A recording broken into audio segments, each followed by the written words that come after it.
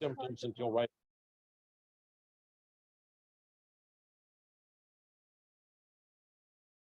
Service.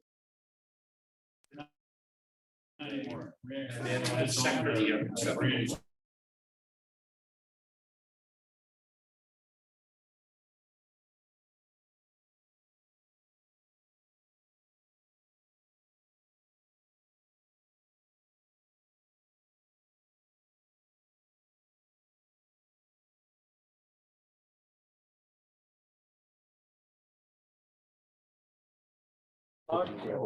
Call the April meeting of the Borough Council to order. All stand for a moment of silence and pledge of allegiance.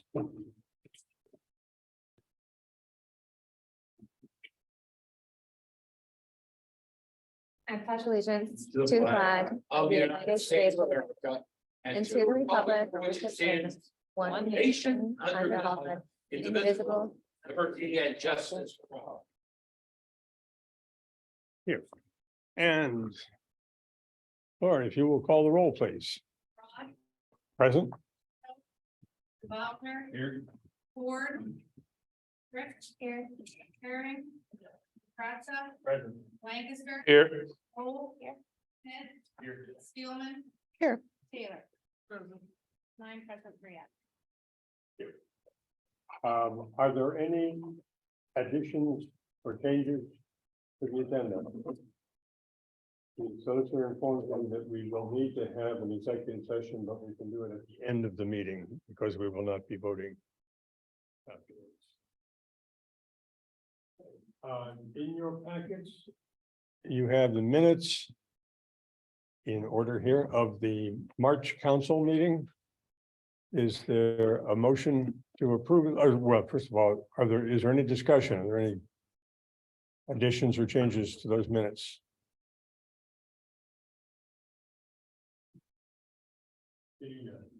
Is there a motion to approve? Second. Moved and seconded. All in favor signify by saying aye. Aye. Opposed, nay. Motion carries. Similarly, you have the minutes of the March work session. Are there any corrections, additions, changes, questions? None. Is there a motion to approve those minutes?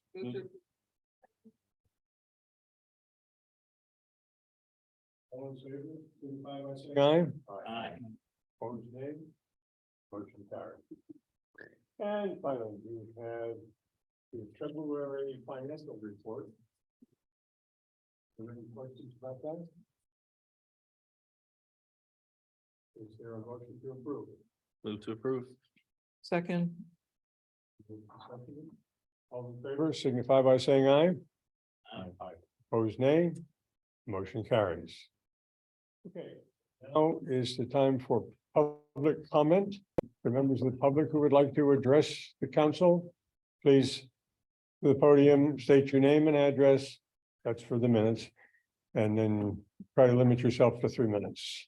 Thank you. 1 Philly.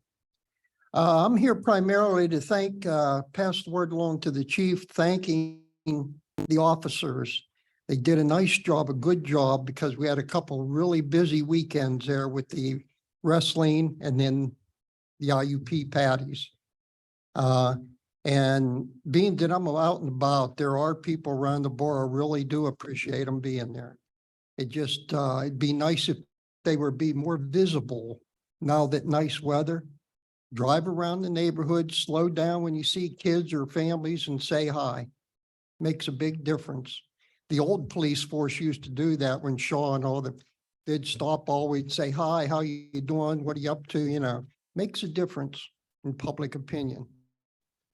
But on the flip side of that, I do know that there are people on this council that claim that your people are discriminating upon race and nationality.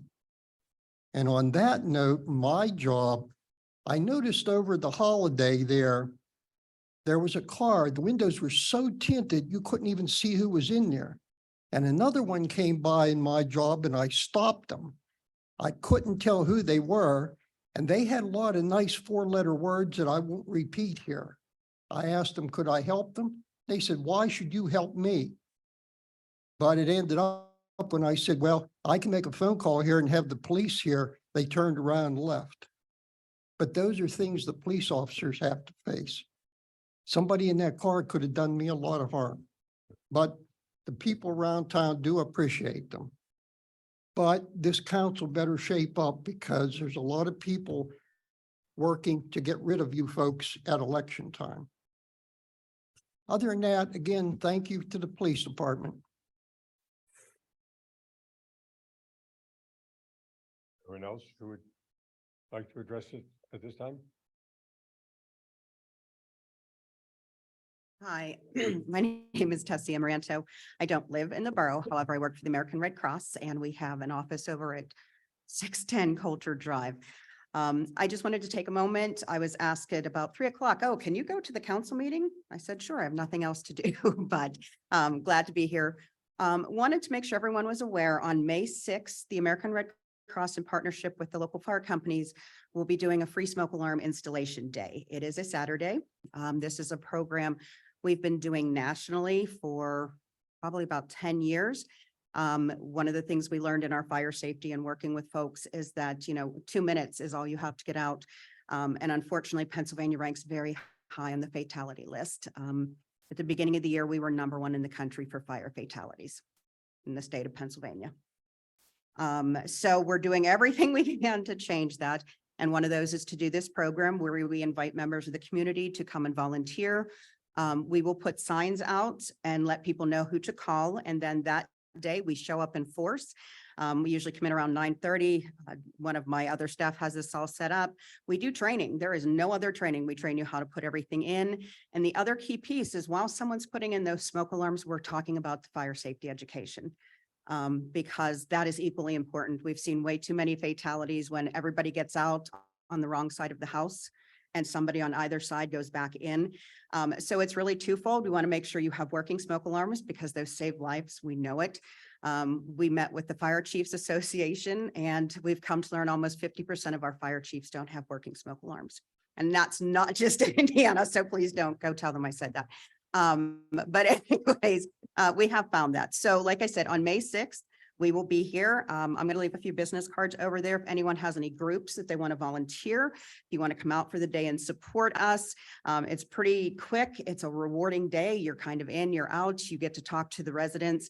And at the end of the day, your community is safer. Our goal is to put in 144 alarms. Which is about 50 homes. And then we partner with the fire company so that the homes we missed that day, because not everyone's available, that they can go out and do it. We just did a very small event in Slickville, Pennsylvania. If you guys know where that is in Westmoreland County due to a fatality, and their fire department put in 188 smoke alarms. So free program. No cost to you, no cost to a homeowner. We don't ask for anything. We don't take any donations for it. It's nothing. We just show up and, most people go, what do you want? And once we convince them we don't want anything, most people will let us in. So we wanted to make sure that you guys were all aware of it.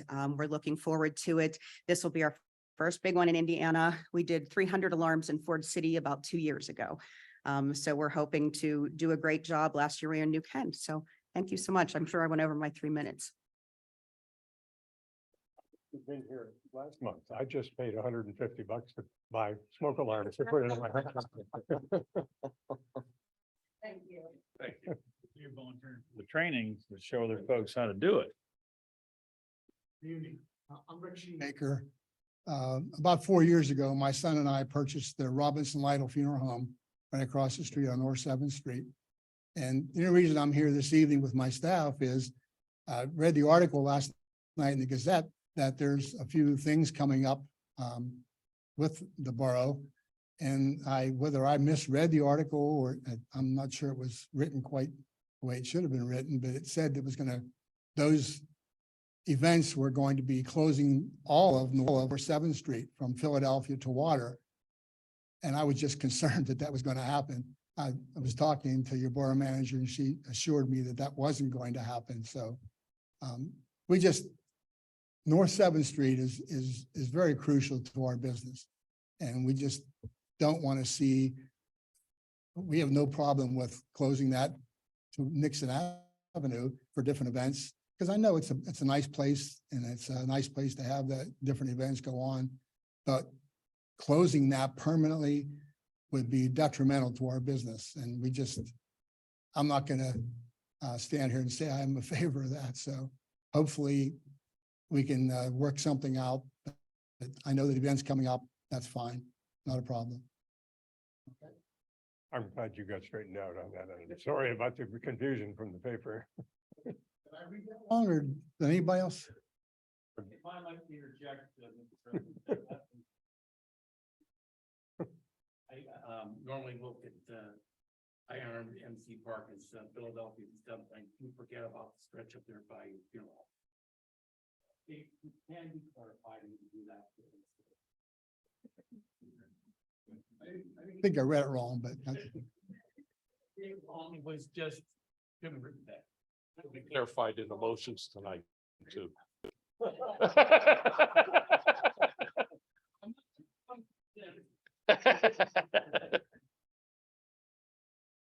Is there anyone else who would like to address the council?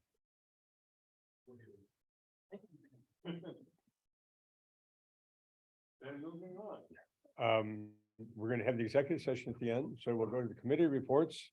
Administration, which does have an action item. We have a couple of action items and our meeting summary is in our packet. So the two motions we have is first motion is to approve the administrative supervisor pick / payroll clerk job position and offer the position to Lori Busbicki.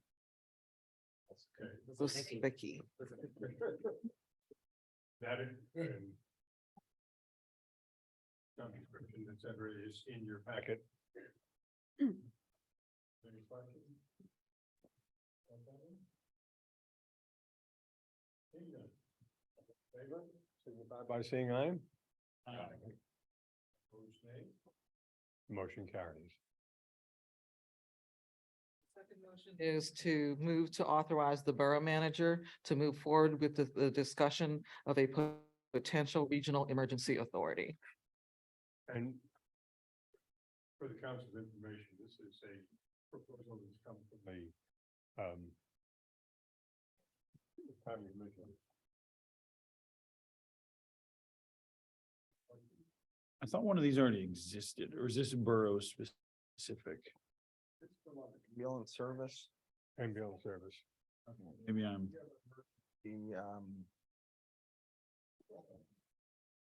so this is different than that.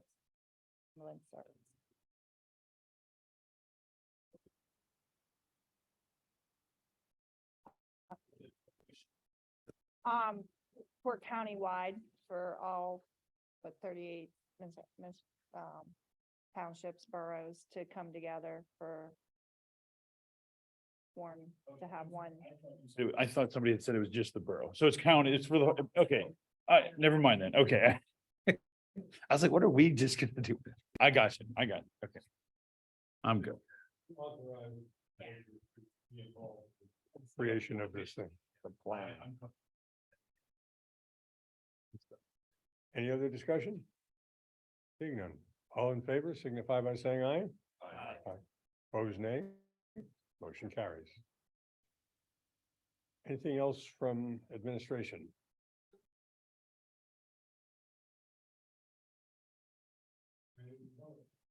The short meeting, one of the things we discussed with the new bike ped maps are out.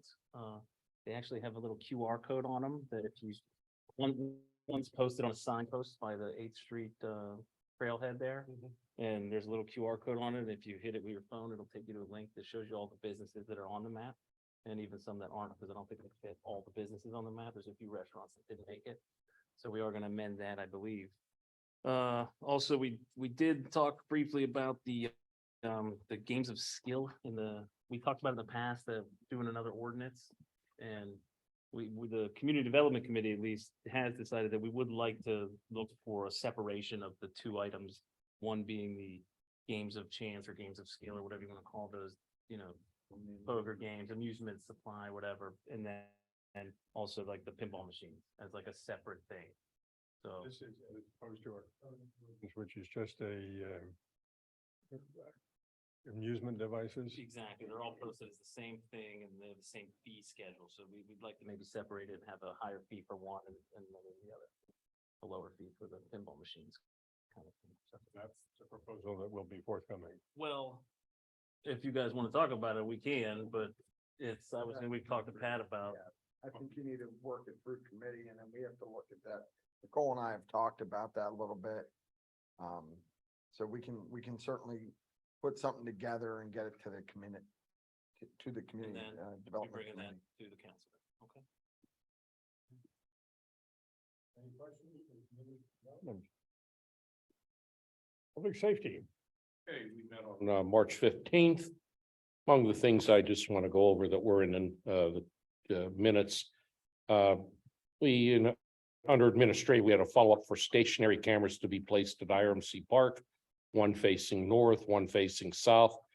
The cost would be approximately $5,361 if purchased through Hideaway Cable LLC. Then feeds would go to the Borough Police Department and the cloud, and Public Works would have access to be able to assess road conditions when weather is bad. Another one, the county radio upgrade, we talked about that. Grant was signed on February 21st with Tom Stutzman, Director of Emergency Management of Indiana County. Foreheading everything, he will be obtaining quotes on the cost for the system upgrade. And this is the one that was initiated by our police chief in the police department, because we found out that the various police departments here in the county could not talk to each other. And this way, everybody, we got the grant approved so that everybody, when this is said and done, if God forbid there's an emergency where we need backup, they can all talk to each other and be on the same wavelengths instead of going through a third party. And then under old business, new business, we had various street concerns that are being looked into and assessed. One of the things I did want to point out with, I noticed more and more e-bikes, electric bikes around town. We have a e-bike traffic safety campaign going on with Lieutenant Slavinsky and Jeff Hogue working on the campaign. I think that, I know it's been a concern of mine, and I think it's something we need to address because more and more people are getting these low-powered motorized bikes.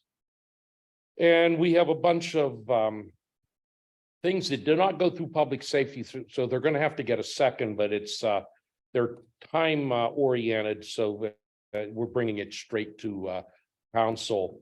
First is Citizens Ambulance Services requesting the closure of IRMC Park between Philadelphia and Nixon on Wednesday, April 12th, Wednesday, April 19th, and Wednesday, April 26th from 11 a.m. to 1 p.m. for recruitment and information sharing. They'll have emergency vehicles, staff, and information table under a small tent would be in the park. Suggested motion is moved to approve the closure of IRMC Park and to request a citizens ambulance on Wednesday, April 12th, 19th, and 26th from 11 a.m. to 1 p.m. And that does need a second. I spoke with Citizens Ambulance today, and they do not need the April 12th date anymore. So Okay. this would be 2 dates, April 19th And April 26th. Thanks. Any questions? Please. All in favor of this proposal, signify by saying aye. Aye. Opposed, nay. Motion carried. Second one, Downtown Indiana Incorporated and IUP Static are requesting the closure of IRMC Park between Nixon and Philadelphia Street on Saturday, April 22nd from 10 a.m. to 5 p.m. for an arts walk and end of semester cookout described as being a community university collaboration. An open container waiver has been requested. This is a first time event and requires council approval, and it's also didn't go through committee. So it also requires a second. Don, I was told by Sam Kendrick this afternoon that open container request has been withdrawn. I have an Okay. update on this as well. I was just waiting for the second for would you like me to provide? You provide it. Okay. Yeah. So they're no longer requesting an open container waiver. IUP events can't have alcoholic Okay. beverage, so they wanted to clarify that for us. And also, there's no longer a cookout. It's going to be something different. That's not necessarily a consequence to today's conversation, but in addition to the motion, they'd like for North Carpenter Avenue to be closed between Philadelphia Street and Nixon Avenue also during this event for a stage, and there's a dance troupe that, a local children's dance troupe that they'd like to have performing. So the motion would actually be for IRMC Park, again, Philadelphia Street to Nixon Avenue, and North Carpenter Avenue between Philadelphia Street and Nixon Avenue. The concern was going to be the open container waiver and how they manage that. That's no longer a concern. So the two areas. Okay, Don, That I'm okay with that amendment. And I have a newbie question. Is there a certain amount of allotted times we're allowed to have the park closed? Or is that just, okay, good times, right? Yeah.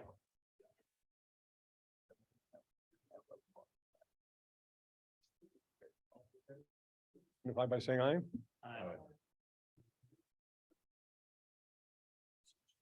I'll just clarify.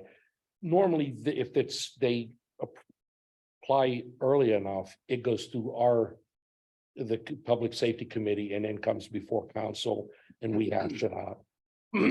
But these are time specific, and also council, if it's a repeated event, like now the Jazz Festival and things like that, the chief has okay to just approve these things if they're repetitive events, that, so we don't have to vote on them every time they come up. Okay, number 3, Indiana Borough Planning Department is requesting the closure of IRMC Park between Nixon and Philadelphia on April 28th, Friday, April 28th, from 5 p.m. to 7 p.m. for a Hawk Walk 2023 event described as a resource and information fair. Information tables, food, a stage, and a DJ are anticipated. Did we read that one? That's a different one. Does this one still have open container? This one does. This one has an open container waiver that has been requested. It's a first time event and needs council approval. Get your motion. Motion is moved to approve the closure of IRMC Park at the request of Indiana Borough's Planning Department on Friday, April 28th, from 5 p.m. to 7 p.m. Your second? Okay, is there any discussion? Seeing none, all in favor, signify by saying aye. Aye. Opposed, nay. And finally, the IUP Anthropology Club and the Rep Room are requesting the closure of IRMC Park on Saturday, April 29th, from 10 a.m. to 10 p.m. for an Indiana Pride event described as a celebration of arts, games, food, and informational vendors. This is a first-time event that requires council approval. Suggested motion is to move to approve the closure of IRMC Park from Nixon to Philadelphia at the request of the IUP Anthropology Club and a Rep Room on Saturday, April 29th, from 10 a.m. to 10 p.m. Any clarifications on that? Okay. Question. Just for clarity, is this like a Go Indiana or is this like an LGBTQ thing? Like when I say pride, I just want to make sure I understand. Okay. My other question. Right. My other question is, it's 12 hours. I was just curious what the nature of the different events and the things they would have going on would be. It feels like a very long closure, quite frankly. I mean, good for them. If they got things planned, cool. I just curious what they were. And applications don't require with great specificity the exact events that are going to take place. So that's the best description that I could provide council. I invited the organizer here to talk to council and answer any questions. I don't include it in the room. But I also told them that it's pretty standard for us to provide the information on their application. I can it says activities planned, food, informational vendors, performance, celebration, arts / games and booths. They're not requesting an open container waiver.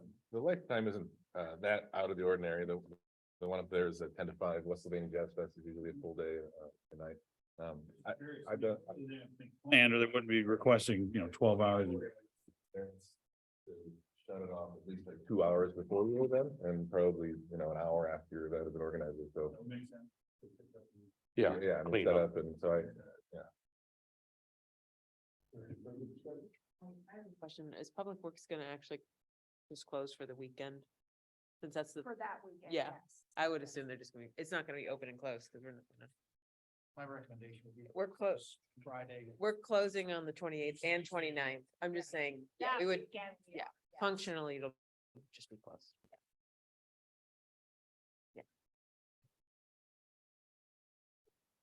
All in favor, signify by saying aye.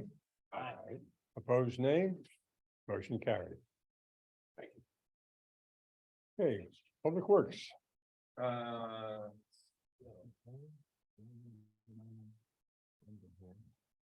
So we met last week, our major order, our big order of business was to celebrate the retirement of John Relic, our supervisor at the wastewater treatment plant. I've talked about how great our wastewater treatment plant has been before. It's largely due to his leadership for the last 24. There, sorry, yeah. Wow. It's many years. There was a nice picture today. Yeah. Good. It was nice write-up. And so we spent, I know there was an earlier celebration earlier in the day, and we spent a little bit of time before the meeting, and a number of folks from the treatment plant were there to celebrate with him. His wife was there. And folks spoke at the, some folks who worked for him spoke and just mentioned how great his leadership was, providing welcoming, supporting, rewarding work environment. So again, thank you to him, to John Relic, and we wish him well in his retirement. 34 years is a long time, maybe among the longest institutional knowledge, maybe among the longest.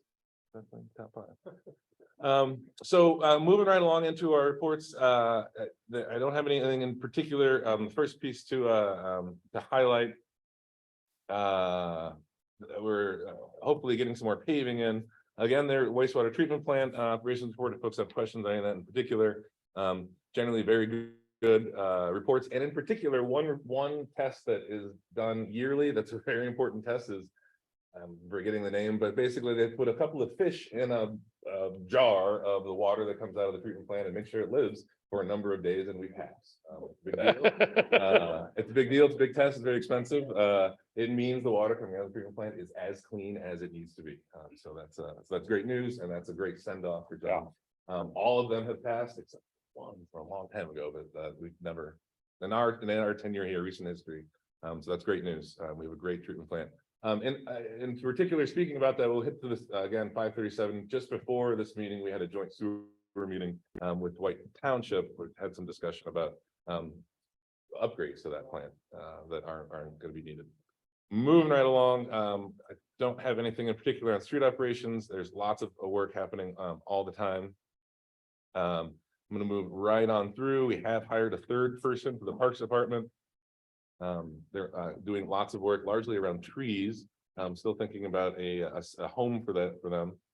In terms of our engineers report, one particular piece that I wanted to mention, the Act 537 special study, was submitted to our committee for review from our engineers. This is the replacement of the Marsh Run sewer system, the interceptor.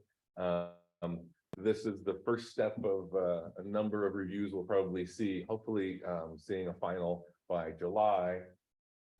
I don't think the full report is in here, but the initial sort of look at it lays out the replacement over, I think, about 20 years, over 10 chunks. Do you have the big map there?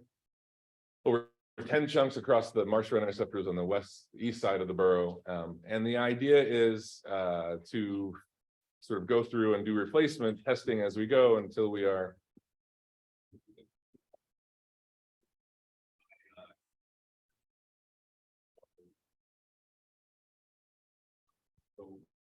it's sort of an FYI, it's coming up. Again, it's a big price tag, about $56 million is what we looked at for this initial look. It will probably have some revisions. We just, White Township is also under a cap, and their work is going to significantly impact our work. So that's an FYI coming up. Big price tag, sewer, the Marsh Run side. In response to our cap. The second update there from our engineers is a bit about our Borough building project. I think this came under unfinished business there. Some of our funding sources is going to have to be rethought. The RCAP funding, which we thought would be competitive for, looks like we will, may not be, so that project is gonna be looked at again. Possibly thinking about some of the police sections as separate, because there may be different pots of money. I don't know if you heard, we talked about you. But thinking about breaking that project up a little bit, because a lot of that project is upgrades to turning the fire department into the police department. So there may be different funding pots. We have half of the cash sort of it's not our cash, it's a loan that we've been granted, so we should be able to do a significant amount. The problem is the asbestos, like the specifics of how it all needs to happen. The whole project kind of has to happen at once. So it's not quite the drawing board, but we're moving right along. And under some good news in terms of stormwater, we received a grant to replace the Gabion baskets downstream of Washington Street. The important piece is we have a guiding document of all of our stormwater needs, and they aren't always larger than our stormwater funding. And this is a pretty big chunk, and revisiting that plan that we did, I guess, 3 years ago, we're able to take a couple of those things off and really head to sort of that big list of all the stormwater needs we have. We had, yeah. Have to be. Go back in. The way we're sort of thinking about these projects, we write them per project. This one. Like instead. For the grant that we got, it has to, the grant was approved for the way we got awarded the grant. Yes, we can't change that, Hunko. No. Yes. You want to revisit it, maybe got to move some. Metal cages full of stones. Metal cages rust and break down. They're only good for about 20 to 25 years. Waste block good for like 50. So that was fun fact. I hate Gabion baskets. They don't last very long. In big picture comparatively Right. speaking. 20 years since it lost. There's trees growing up through the Gabion baskets too. Like they do behind my house. There was some discussion about the 100 block of Church Street. The folks may know along the sidewalks there, it looks like bricks, but it's not in fact bricks, it is asphalt that's been stamped to look like bricks, which was a project that we heard the history of Public Works undertook as a possible,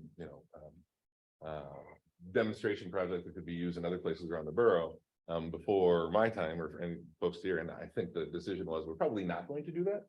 The question now is, when sections of that need to be replaced, how do we are requiring them to replace them with concrete, and so that won't match the nice bricks. And so the question is, do we continue the nice brick, the look for the aesthetic, when we're not going to continue this type of asphalt stamping, or we go back to the side? Sorry, 1,000 block. It says 1,000. I don't have any action items though. If anybody has any particular feelings about the 1,000 block of Church Street, that's stamp, what is it? It's 1,100. All right. I can picture it. It's your block, right? So my point is, I think the committee's thought was, because it doesn't seem to be a project that we're going to continue anywhere else. We will probably ask folks to just start to repair that with normal sidewalk repair rather than asphalt. So there may be a look that's maybe not even. And if that's, Just like a specialized. Dave from Sharp Paving did it for free, if I recall, to see how it holds up. It holds up extremely well, for the record. You can also use rock salt on it and it doesn't break down the sidewalk. The problem is, you can't buy the paint unless you're a paving company, and you can't stamp it unless you have a asphalt stamper. Ask me how I know. Yeah. Well, no, actually, no, because most of it's perfect. It actually holds up very well. The problem is, how do you replicate it when you have to put a new water line, sewer line, tree goes through it? That's the real problem. And if we're going to send all these letters out telling people to fix their sidewalks, what do you fix it with? Technically, if you put blacktop back in, you fixed it not per the ordinance, even though it matches the rest of your sidewalk. It's not going to look real pretty almost no matter what you do, unless you rip it all out. Because I don't even know how you'd fix it the way it looks now if you wanted to. I don't even know how you do it.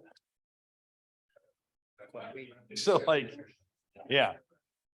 Which is a shame because it holds up very well. For Public Works? 5-year-old sidewalk in the borough that was that nice.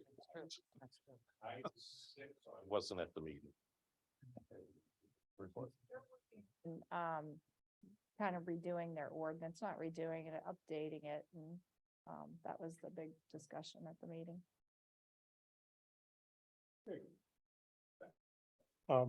And Nicole, you're up. One big announcement, the limb collection actually it's starting this week, and actually after the big storm, it's probably a good thing. So it's planned for the next couple weeks, so the limb collection will start, and it's after your garbage day.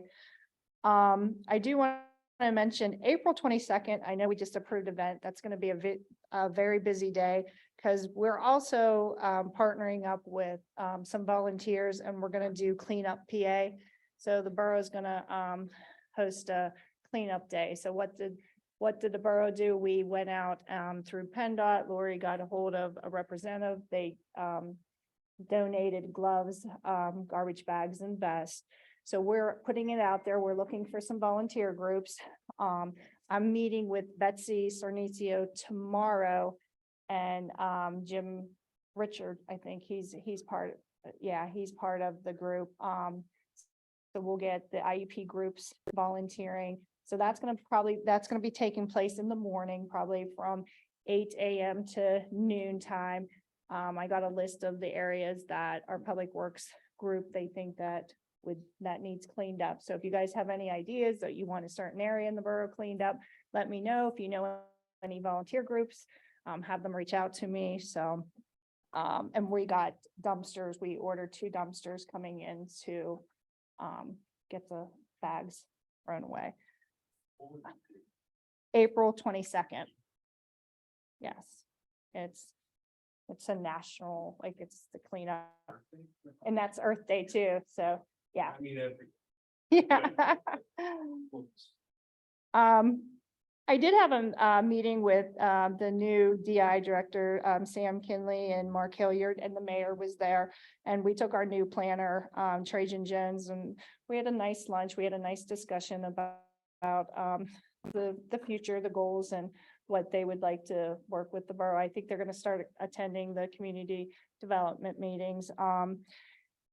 They did reach out to me we had that ARP money set aside, that 15,000, and they have moved forward with a project that they would like to do. And it's new baskets for all, like, this 63 post uptown, and that. They did send me the invoice for it.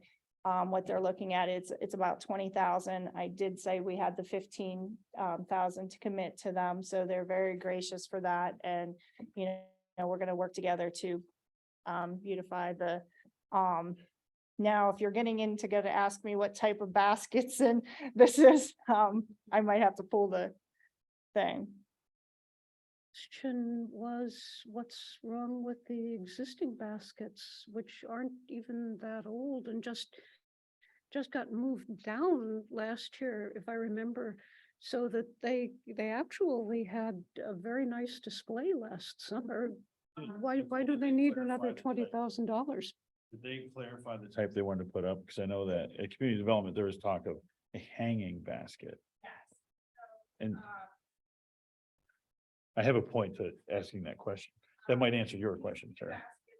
Bigger, can be planted ahead of time, and only requires watering once per week. They have a 4-gallon reservoir that provides time release to the water. We can go, I think, at the community development, Joe or Sam was planning on coming and giving us more of an update. Didn't they say they could take these down? It was easier. They guys can watering plant them. them ahead of time. They're gonna plant them and then like a put fork them up, they can- and they're more, yes. So I did volunteer our Public Works to do the tool, like the parts to hang them on. We can we did volunteer our time for that. The theory was a lot more efficient, like less volunteer necessity, that kind of thing, less paying people. I don't know if they actually ended up paying people. I was asked once to give a price to water them. That was years ago. They couldn't afford it. And so that's, I think, the goal here is to make the plants basically live longer with less work. And I can follow up with any more, Sarah, if you have more questions, I can get more in detail from this. All just actually came about yesterday, and today I just got the information on the baskets.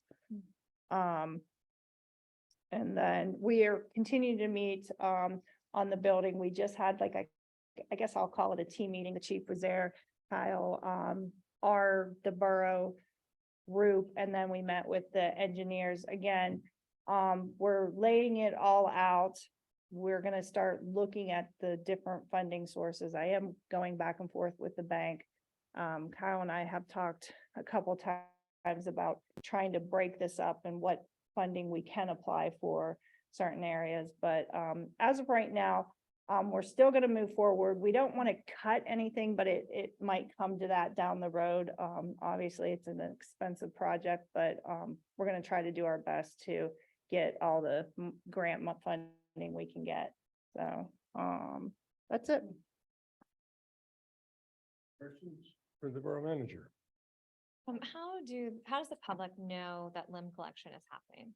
We did, it was on our website. We already advertised it. I'm hoping it gets in the paper again tomorrow. It So goes in the it paper. goes in the paper. We put it out there, in our social media. Okay. Yeah. Is there ever a possibility of like sticker that could be put onto the trash can, or is that a lot more work? Like limb collections the next 2 weeks, the day after? That's not our, That's waste management. that's waste So management. it- Yeah, unfortunately, the card already went out before our public. I think it was just, he watches the weather. He, obviously they noticed there might have been a lot of limbs down, and property owners are cleaning up their yard and getting the limbs gathered up. So when they see that, then they say, okay, we're gonna do limb collection the next 2 weeks. So How many weeks is it running for? I believe just 2, but he'll do longer if needs be. The actual operation, you have a giant limb to be picked up, they put it in the front, they're gonna come by and pick it up outside the 2 weeks. Yeah. It's just sort of the push they do, so, I mean, at any point, particularly if there are limbs that have fallen on the tree lawn. That's our responsibility. Anything else? Yeah, Chief.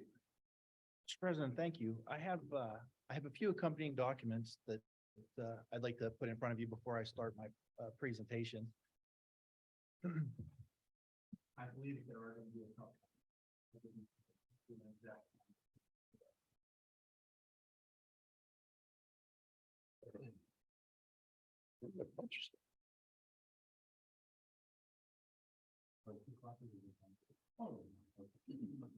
Okay. How many more you guys need? I could pass more around. I can get up. All right.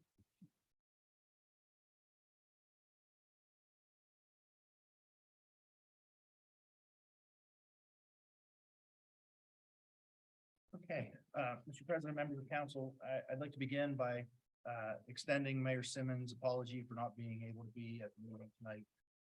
He found out late in the afternoon that he wasn't going to be able to be here, and no disrespect intended, of course. I guess I'd first like to speak to the building renovation project, since it's been the topic of some conversation.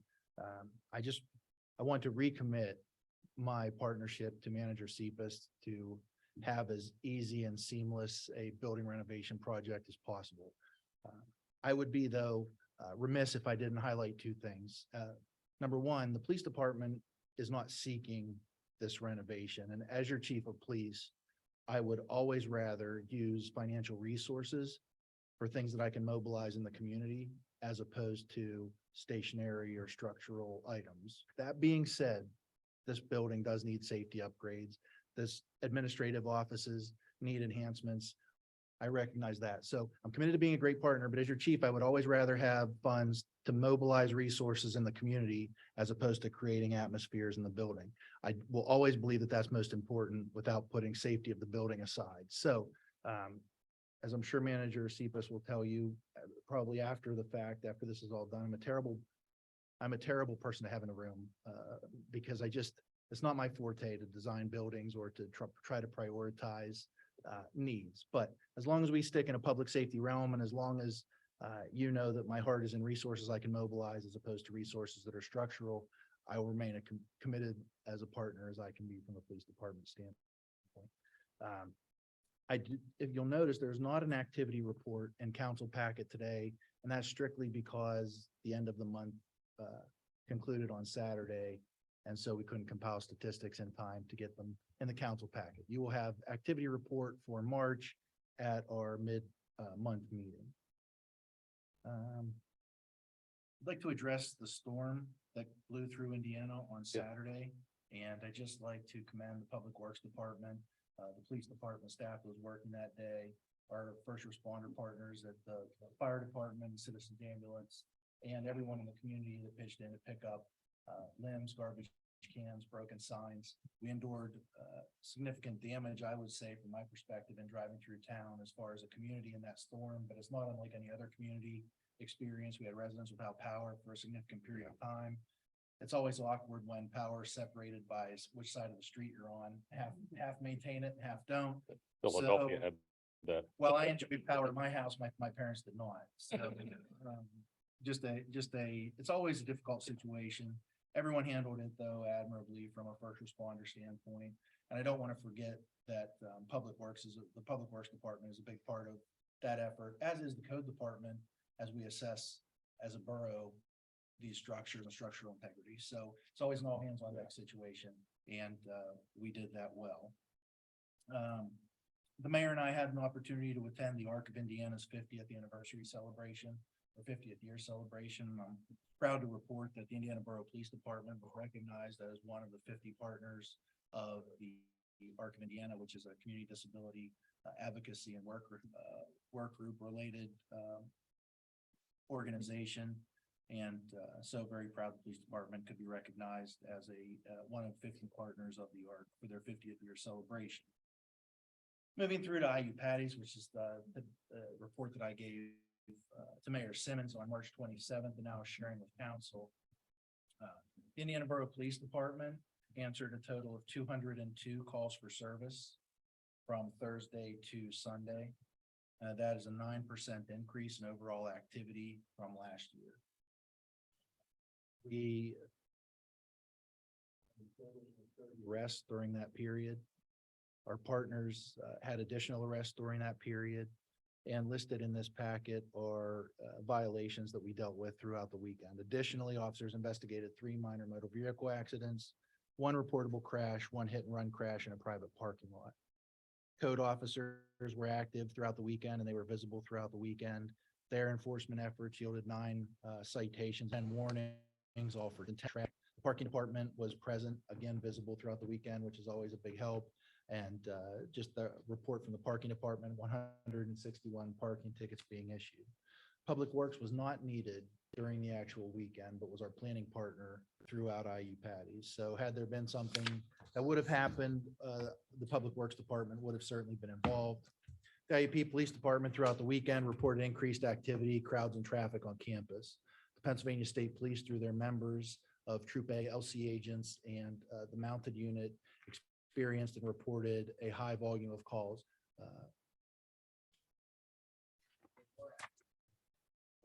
And it's always a cooperative effort. So when we're talking about a police response to Indiana Borough for this weekend, we're talking about Pennsylvania State Police, IUP Police, Indiana Borough Police, and we had our partners with the Sheriff's Department as we requested, and Blairsville Borough in for hours of peak activity.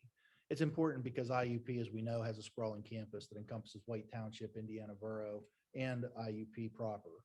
So it requires every agency to work together. So there's lots of activity within Indiana Borough, not just the Indiana Borough Police Department.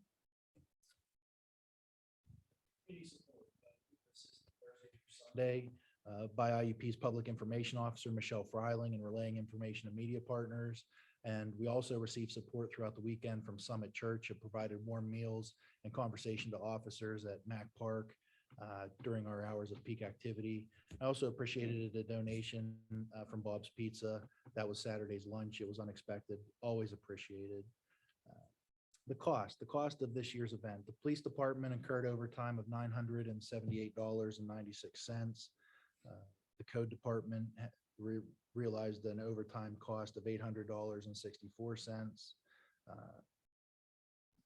That number for Indiana Borough overtime was unscheduled overtime, largely as a result of the incident in the 800 block of Wayne Avenue, where there was a party. It's been well publicized, but there was a party at a residence in the 800 block of Wayne Avenue.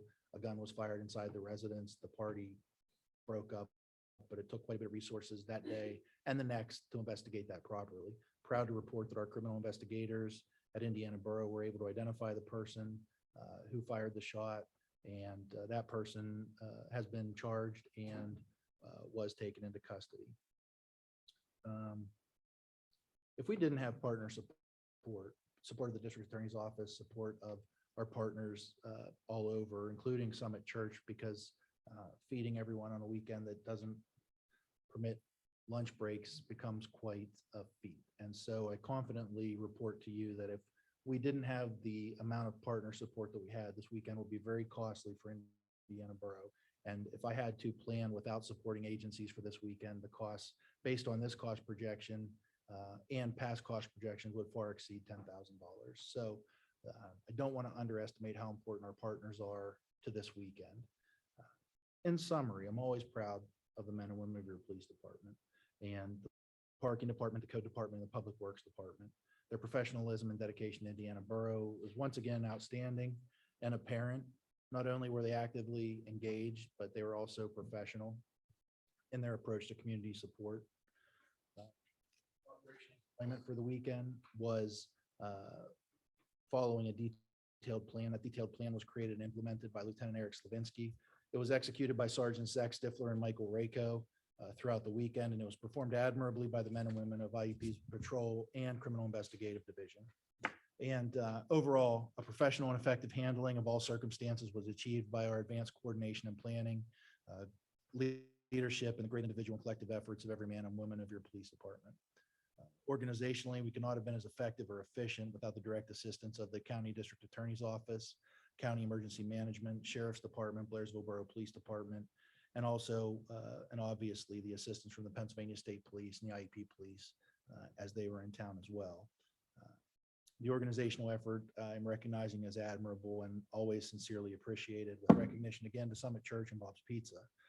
Finally, two thank yous. Number one, to our residents for showing members of the police department respect. And residents, I not only mean our permanent residents in our 4 wards, but also our IUP community. I was very pleased with the interactions that were had with the police department. And secondly, I always support and appreciate the support of this seated council and all past seated councils for your efforts to public safety in Indiana Borough. It is very much appreciated, and the product that we have today that we're putting before you could not be achieved without all of the efforts and support of present council and past council. So very appreciative, and it's always an honor to serve as your chief. If you have any questions about IU Patties or that weekend's activity, I'll be happy to answer. Question. Do you have a rough total of just the number of things you had to as the police department had to deal with? Just a ballpark number? 202 total, okay. It's exact. Just a rough out there, kind of roundabout number.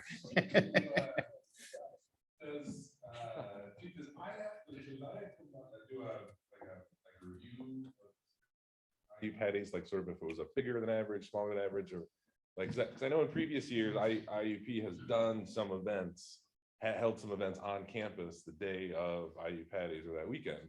And this year they didn't. And so I wonder if, and this year seemed to be a little bit bigger than last year, and it's always, weather dependent and all that. But I'm just wondering, I was surprised not to see any of those events happening again on campus. And I wonder if there's a review afterwards, if there's any. So there are generally 2 all stakeholder meetings that I experience at IAC. One is prior to IUP's homecoming, and the other is prior to this weekend.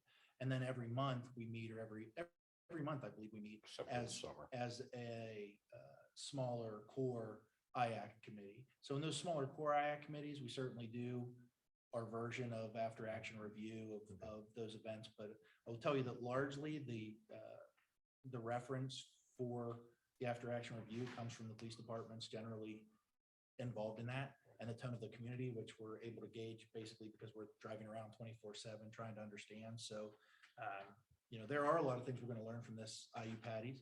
It did not catch us off guard. I will tell you that.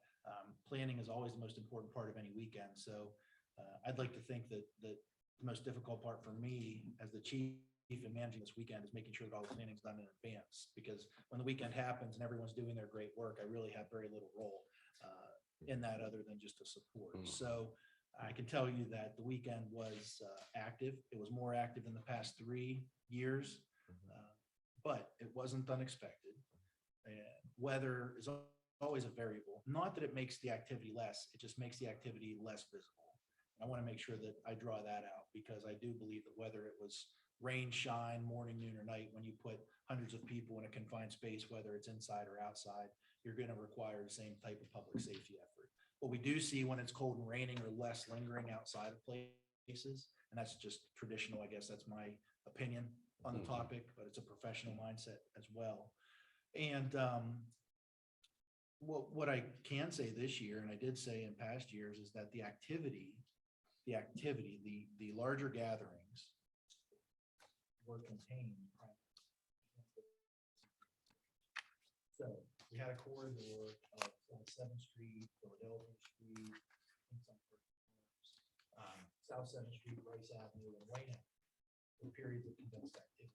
It's very positive that we're getting complaints from residents in our 4th Ward, 3rd Ward, 1st Ward, and 2nd Ward of widespread partying. But it also creates its own independent concerns in planning because when you're consolidating that many large crowds in one place, it presents itself with different public safety challenges. So we seem to always be reacting, but there's so much planning that goes in. I think that that's a false statement that we're just reacting to the weekend, but in large part, all of our operational plans were successful. And that's not to devalue anyone that was victimized over the weekend, but it's just to say that for the planning that we put in, we weren't caught off guard by anything that occurred. We had the resources available to deal with what occurred. And I'm certain that next year, our planning will be based off of what we incurred this weekend. And we didn't escape the weekend without a significant incident or a few significant incidents or some highly publicized incidents. And all of those we're working diligently to seek closure to.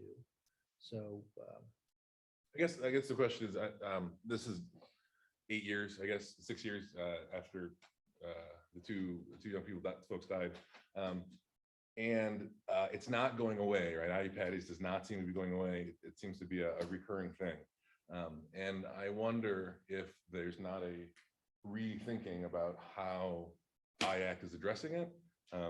It feels like IUP in particular has been really hands off. They don't really want to have anything to do with sort of talking about IU Patties or even saying IU Patties. It is IU Patties event, right? It is a thing that is functioned around because IUP is here. So I'm just wondering if there's a motion to try and maybe take a little more ownership of it. In previous years when they have had these events on campus, I can't believe that every student that wants to come up to IU Patties wants to wander around with a jug of alcohol. Like, I feel like there's probably some other events that could happen. And when they did have those events on campus, I think that did draw some students away from sort of the general unsafe parties. So I guess I wonder if you guys go to IAC, I tried to go and they wouldn't let me go again. Is there a possibility to rethink how we talk about IU Patties? First of all, call it IU Patties. No more celebratory events around St. Patrick's Day. Call it IU Patties, and ask and try to revisit this. Well, how can we draw off the kind of because right now IU Patties it's not an event. It's all underground, right? So, and it has been for the last 6-8 years. You drive to it is an event where you booze as much as possible. You walk around those gallons, right?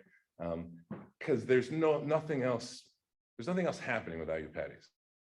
And when IUP did those events, so on campus, there was something else there, right? There's something else. Well, that's what we're doing today. We're not just diving to the bottom.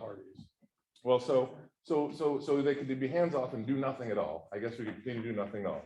But I'm suggesting that's not working, right? We still have a really dangerous event where a lot of folks come together, they drive like it's just it's a boozing day because there's nobody that's like taking control of it and saying, why don't we have a run today? Or why don't we make this a music fest? And I think it's largely because, if I mean, just to finish, I think IUP has a large role to play in it, to take some ownership and first of all, start calling it IU Patties. No more celebratory events around IU Patties because it is very related to IUP. And they should probably embrace that because among all the debauchery, when you see the videos, students are having an incredibly fun time. They're building memories that will attach them to this place.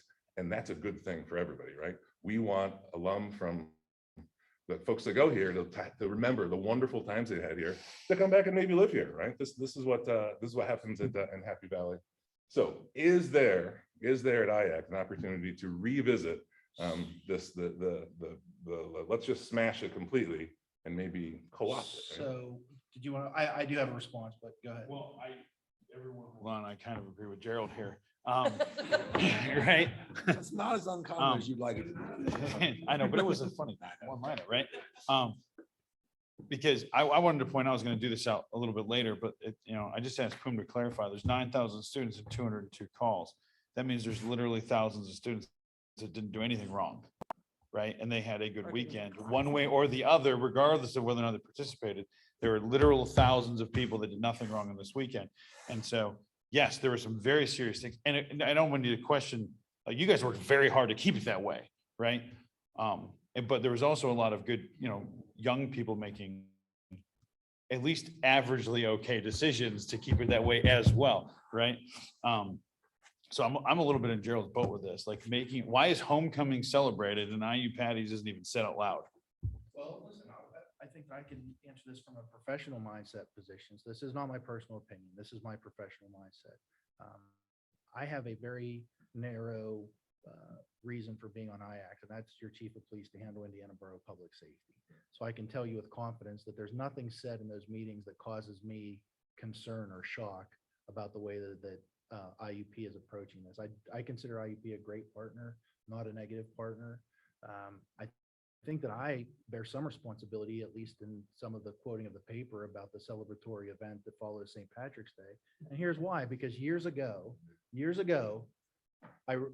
in conversations with our university partners, I recognized that it's not a sanctioned event. It was a very negative thing for many years because of the stigma that was attached. And it wasn't flattering for them to have IUP associated with it.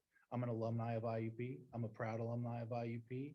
And much like if this were occurring in Indiana Borough and it wasn't an Indiana Borough sponsored event, alumnus, thank you, it would not be something that I would be interested in treading against if I could help a partner by not attaching something that they didn't want to it. So I referred to it and I've continued. The paper is great and yearly quoting me as a very long sentence about an unsanctioned and but the intent wasn't to displace the IUP component. The intent was to continue supporting a partner the best way that I could as I talk about this weekend.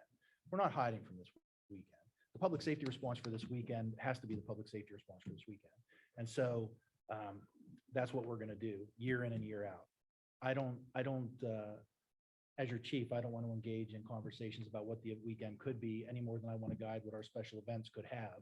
I just want to provide the public safety response to what we all want. And because this is an event that caught everybody off guard in 2014, and it occurred organically. And because it happens by social media, it's social media driven, there's not a great opportunity to harness sometimes that energy from a public safety standpoint. And I should be clear. In my statements here, I have zero criticism of your role. I think you've done. I think you have done exactly what you've said. It was very and even the avoidance of the term that is certainly you. I would totally agree. You are simply a fantastic partner. So I have zero criticism of public safety has responded. It's largely the bigger picture, which is why I look at IAC and I look at Peter. Actually. And I wish the folks from IAC were here. Don comes too. Yeah. So is there a new way to approach this from an IAC perspective? And I think from the borough's perspective, we've said it a lot of times. Like if a student group came to us and said, "Hey, we want to do an event this day, and here's how we're gonna plan it. We're gonna do a special event thing, and it's gonna be safe. We would look at it and probably say, that sounds good. That sounds safer than what's happening now.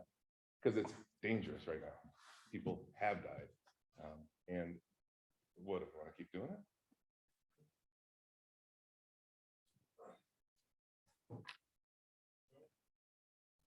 Had.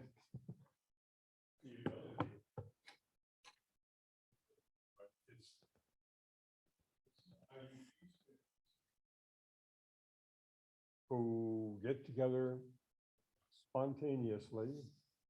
It's not spontaneous. It is in the sense that We know it's what's no happening. particular organized, there's no organization that's behind it. Okay. All right, so it's a bunch of students, probably some of them associated with fraternities who, but not all of them by any means, who have seen this as a way to get to the man, and have their fun. And the IUP in the past tried to organize other things on campus to try to dampen things. It didn't have much effect. I think they tried that for a year. No, they did it 2 for years. about 3 3 years. years.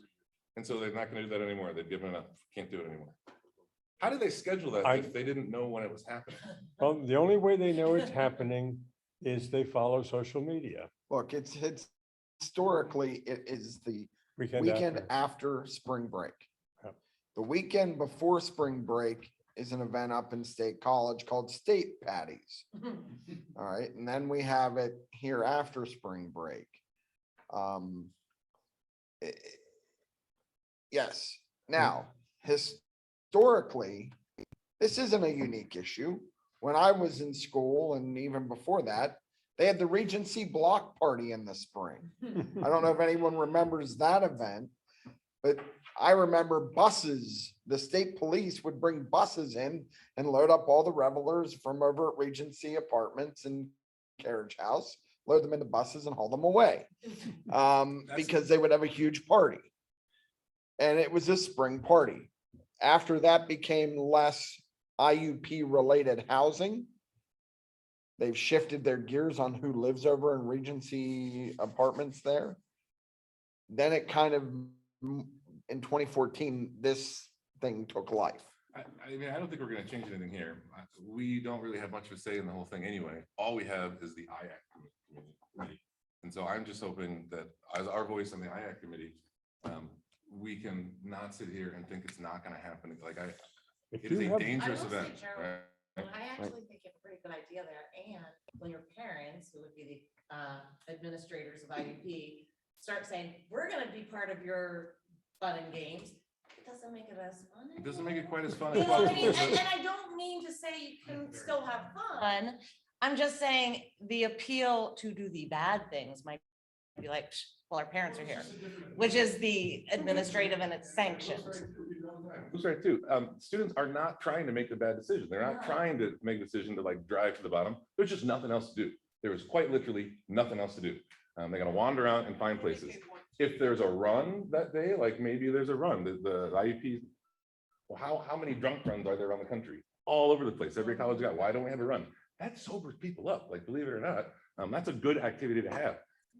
Do have some, like, I don't need to sit here and figure it out. We need IUP to help their students have the same conversation, but they won't do it under current attitude towards IUPACs. Is there a way to proper chains to get involved with sororities, the fraternities, to see if they want to sponsor this as a student body? Great, yes. Is there Well, I a mean, I don't proper think they way want for the us to liability do for that? I mean, I think we just, I mean, I would like to move on and, because we're not gonna solve this, but I put in perspective that larger schools, this happens like every football game. And at much larger amounts, so just keep it in perspective that it's a one-time thing and we're not dealing with it all the time, so maybe that's why it's so shocking to us here in this It's not town. so shocking to me. It's a seriously dangerous event. It happens every year where folks have died. I understand that, Gerald, but we're not solving it. All I'm asking is that we send a different message, that we can perhaps, rather than what IAC has been doing, maybe send a different message from council to IAC. That's all I'm asking. Peter, Don, if we can do that. It's IUP students, but it only happens in the borough, right? So I don't think It's in the township. The floor collapsed in White Township. it's IUP students, but the event does not transpire on IUP's campus. The majority of it occurs in the borough. Is that a more accurate statement for you? And so I don't think it's wise for, and actually for the next 9 months, I guess, I don't think it's wise for us to wash our hands of it and say it's simply an IUP problem. I would contend that we should have a fairly loud voice on this committee because we as a community bear the brunt of it. And I mean, I think that's my only concern with this whole conversation. I don't think we can fix it right now. I think you're right, but I would like to see IAC think about it from the borough perspective, not from IUP's perspective. That'd be all. President, why you chairs the committee. Would you like us to make a motion that you can bring there? Would that help? Do something on our own and not tell them? If I We'll call it IP, Indiana Patty's Day. It's an important group and important collaboration because it's not often that we get the heads of certain organizations and entities. I mean, there's no question. If we didn't have a university in Indiana Borough, we probably wouldn't have a gathering the week after a spring break in Indiana Borough. But I do want to reiterate from my position as chief that IUP has been a great partner as best as I could even ask. And I think that in large part, the conversations that have occurred in that meeting would make members of Borough Council proud, including the comments by Dr. Broad and Mr. Lancaster and Manager Cephas. Certainly points are well taken, but I don't want to lead anyone to believe from a public safety perspective that I act as a stray because I think that they're on target with these conversations. And correct me if I'm wrong here, Gerald, that the general consensus is that the goal that they tried to achieve wasn't exactly what they're aimed at and did a lot to achieve, right? I think mostly what he's saying is maybe the goal should shift. I think that's more the point. Not that anyone did something wrong, right? If, you know what I mean? Whatever the target was, we think you nailed it, I think is a general consensus. It's, do we need to potentially aim at a different target? Does that make sense? Yeah. Yeah. Well, I'm paraphrasing, right? Again, my perspective is from the public safety. Yes, which is all we're asking. Okay, thank you. We're all we're asking, right? Even So- though it is your report. So This should have been during your report, Peter. Sorry. on a, We kind of hijacked you there. it's okay, it's okay. I'm gonna end my report, hopefully on a very, very high note. So, our Comfort Canine program, by every metric that I have, has been a resounding success. And, I can't tell you the number of people who engage us or engage Axel or engage Sergeant Hogue or send us letters and niceties. And I mean, we are impacting lives, especially young lives within our school and in our preschools. And there's a realization. The realization is that Axel can't work 24 hours a day. And the realization is that we can't fulfill every request and need that he could fill because he also has a patrol responsibility. His skill set has exceeded our ability to meet all the needs in a timely manner. The document that I have in front of you says Comfort Canine. It's the last page, Comfort Canine Program 2023 Enhancement Project. I want you to know that I've spoken, this has been a topic of department conversation for some time. It's been a topic at our Public Safety Committee meeting, and now I'm bringing it forward to full council and by virtue of our members of the media here today, generally to our public. Our community and your officers continue to experience escalating life stresses, including negative impacts of trauma, ever-present dangers and victimization, but we can be more prepared to de-escalate those unavoidable moments in real time with an addition to our Comfort Canine program. Axel's been a proven goodwill ambassador and has built a really positive relationship that should be expanded upon in fulfillment of our mission. Enhancing our program by embracing this unique, significant opportunity is going to bolster community safety, and will be an excellent complement to the program already in place. So what I'd like to bring to your attention is that we have a unique opportunity. The Borough Police Department has a unique opportunity to add a lost and missing person tracking canine to the police department that we will also certify as a therapy dog. So if there is not a missing or lost person in Indiana Borough or the region, the daily activity of this canine will be comfort. We are confident, and I am confident that the stage of this project can be supported immediately and in the long term by both grant funding and local, state, and national partners. We've been doing a lot of conversation and work behind the scenes. I have a very exciting presentation to give council at our next meeting. I wanted to broach this topic with you today in some general detail because I couldn't put together the presentation with enough specificity and detail as I could, or as I will be able to as things get solidified in the next 2 weeks. I want you to know that we're organizationally positioned and strategically flexible to accept this opportunity. Your commitment, Indiana Borough's commitment would be the same, no different than it is with Axel.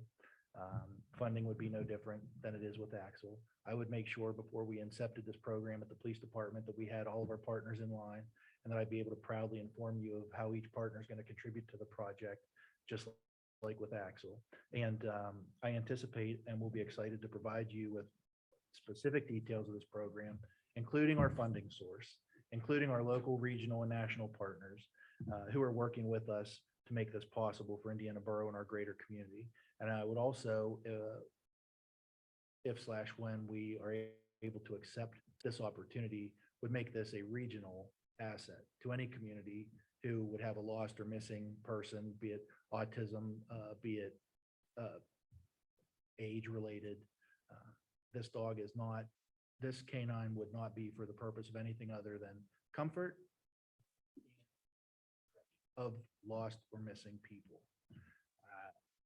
I would not bring, at this point in time, an animal skilled in anything else to the police department because it has to be a companion and a complement to Axel. It can't be working against him or making people shy or afraid of the dogs that we have.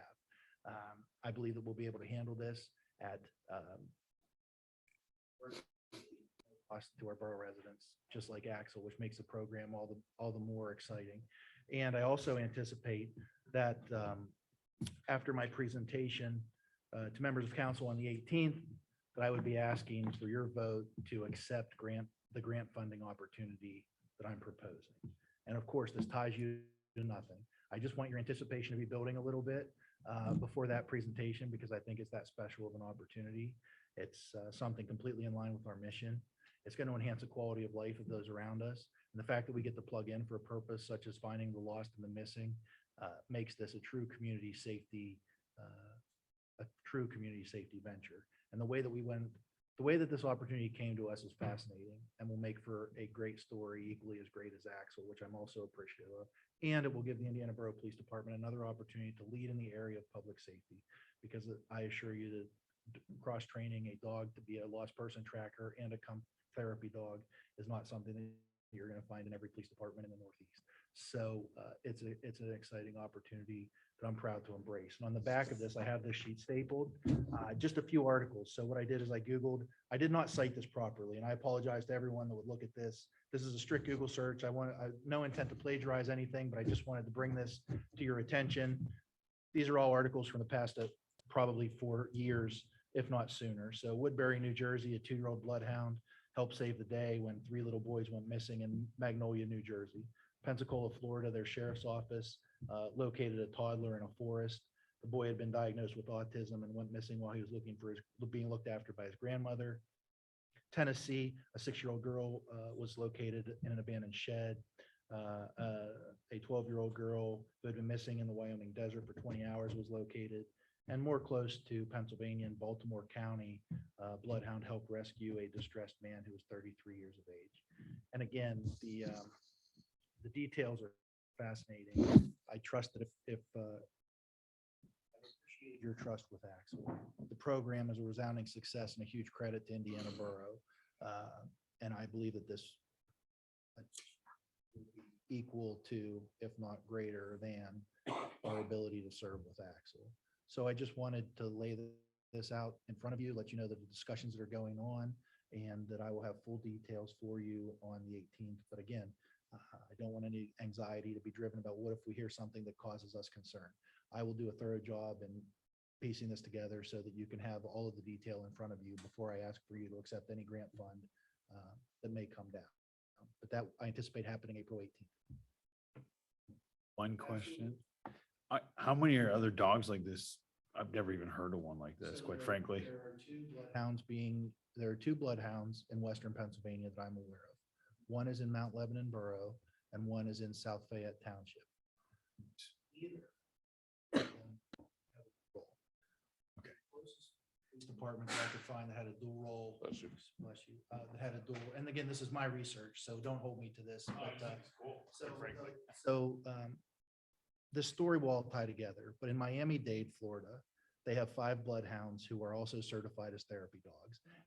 And when those dogs are not tasked with tracking lost or missing, their mission is therapy. So we're bringing something that is unique to that area, to our area, hopefully to the benefit of our community. And again, the story is almost as priceless as the buildup. So if you just keep with me for a little while longer on it. Yes. Actually, the last time we spoke about it, I love the program. It will be partnered with a existing member of the force, right? That's right, Okay, that's right, yeah. fantastic. Existing member, existing equipment. Sounds cool. All right. Sorry, I have no other report. No questions for the chief?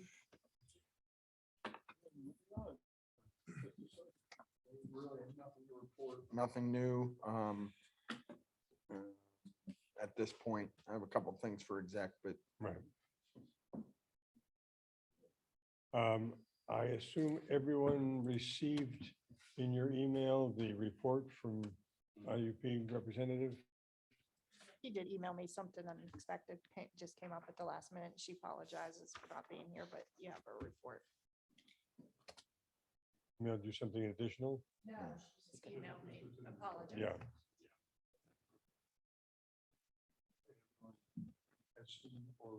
Or has access to the report, which is more information.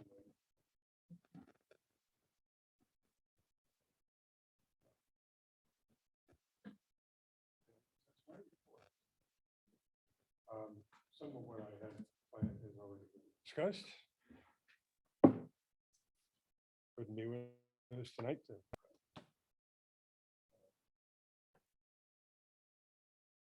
I'm not going to talk about IU patties because other people have. We also survived this past weekend storm. Condolences to those who lost trees and other things, but for tomorrow, according to the paper, we could have another one tomorrow. But I do want to congratulate all those people who were out there cleaning up and taking care of folks who were without power and so forth. I was a little disappointed that my power came back. I had 9 people to dinner that night and we were all enjoying candlelight. And I was telling myself, well, I can't see to do the dishes, so they just have to wait. And then the power came back on just in time for me to have to do the dishes.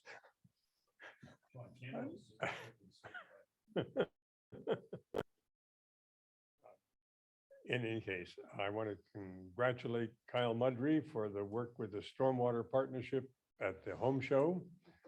We saw his picture in the paper with the rain barrels that raffled off. I want to congratulate Busavicki on her promotion, undeserved. Of course, it means she's got more work.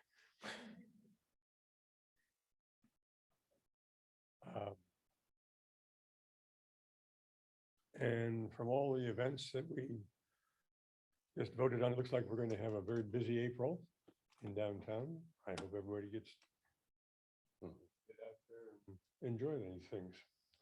And that's all I have.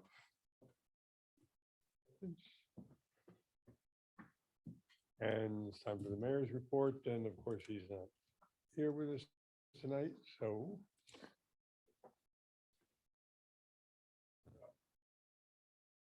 Is there any old business?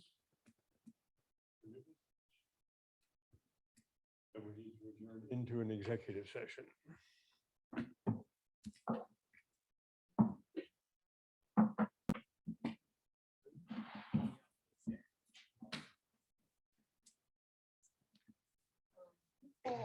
What exactly were you talking about that, a couple things mentioned in the paper, I kind of lost track. Oh, the limb collection, is